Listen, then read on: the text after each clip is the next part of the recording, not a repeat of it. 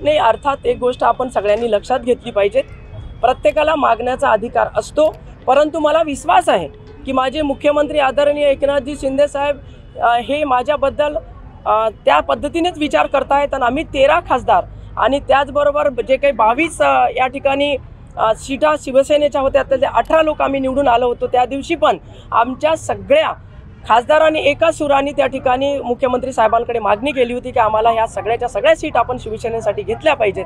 परंतु मला या ठिकाणी असं म्हणायचं आहे की साहेबांचं पाठबळ कालही होतं, आजही माझ्या पाठीशी आहे आणि एक या भागाची सातत्याने निवडून येणारी महिला खासदार मी आहे। त्याच्यामुळे मला कुठलीही शंका माझ्या डोक्यामध्ये मनामध्ये नाही। मागण्याचा अधिकार हा सर्व पक्षातल्या बाकीच्याही लोकांना असतो आणि ही लोकशाही आहे, त्याच्यामुळे कोणी मागणी करू शकतो। त्याच्यावर उमेदवारी निश्चित समजता? माझी उमेदवारी मी निश्चित समजते, मला काही शंका त्याच्यामध्ये मुळीच वाटत नाही, कारण जनतेचा आशीर्वाद आहे आणि माझ्या मतदारसंघामध्ये लगातार जी जनता मला या ठिकाणी पाठबळ देते आहे ते निश्चित माझ्या नेत्यांच्या कानावरती सुद्धा आहे। आणि एक महिला म्हणून मी सक्षमतेने इतके वर्ष कार्य करते, तर माझे नेते पण माझ्या पाठीशी ठामपणे आहेत, अशी माझी पक्की खात्री आहे।